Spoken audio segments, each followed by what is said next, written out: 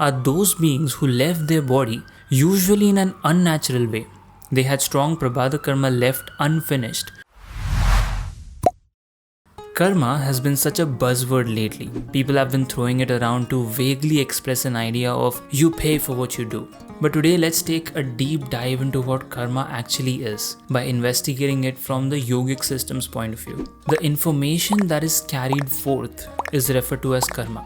Yes, this implies the idea of existence in multiple lives, and this is not the only life you have lived. You were alive, probably in some other form before you were born as you are in this life. I would love to dive deeper into this in a separate episode, but for now let's assume that is the case. The karmic philosophy can be broadly understood as a cause and effect principle, but in order to understand whether ghosts exist or not, it helps to consider karma as memory, simply information that is carried forth. The whole stock of karmic memory a person has is called sanchita karma. You can say sanchita karma is the entire warehouse of karma that a person carries. Out of this stock, a certain portion is allocated to be handled in a particular lifetime. This is known as prabhada karma, or the karma that is allocated for that lifetime. This karma has some urgency to it and expresses a little more compulsion than the rest of the heap.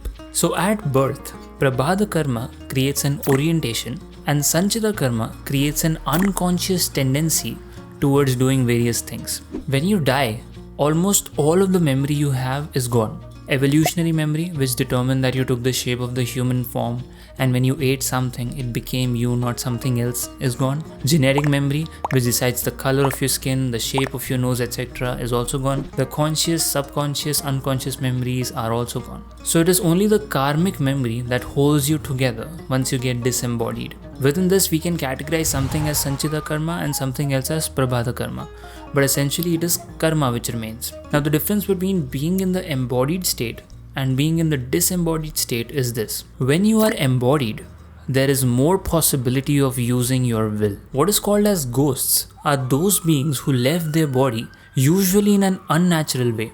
They had strong prabhada karma left unfinished, but they died either because of an accident, a disease, a suicide, or murder. Now you'll be wondering, what would it feel like to be a ghost? Here's Sadhguru's take on this. A ghost generally cannot have conscious intention because the intellect is gone, but they can function by tendency. Let us say when the person was alive, his tendency was pinching people.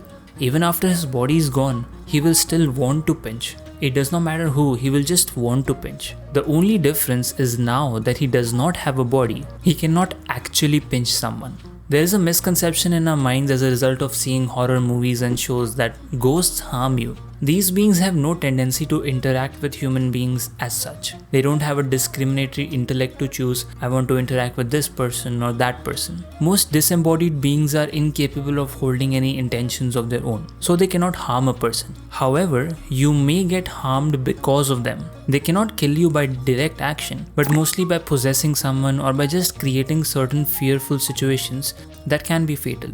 Disembodied beings cannot even see you as a physical being. They see you as an energy form. So to summarize, it can be said that ghosts are nothing but disembodied beings who had some prabhada karma left when they suddenly or violently lost their bodies. As long as the karmic structure is intense, the being cannot find another body. In order for it to enter into another body, it needs to run down the leftover karma and run passive. The more intense the karma is, the more experientially available the being becomes to people, or the ghost becomes to people. Only when the karmic structure is completely dismantled can we say that the person is truly no more. Again, I do not have a lot of knowledge over this topic, so I refrain to speak directly about it. All the things I've talked about so far are either direct passages or paraphrases after reading the book Death and Inside Story by Sadhguru. I highly recommend you to read this book for yourself. That's it for this video. I hope you gained something valuable out of watching this video. If you did, make sure to subscribe to this channel and also hit that notification bell so that you, my friend, can get notified the next time we upload a video to this channel. Also, if you found this video helpful, I would request you to share it with a friend of yours whom you feel will benefit from watching this video. Thank you so much for watching. Peace.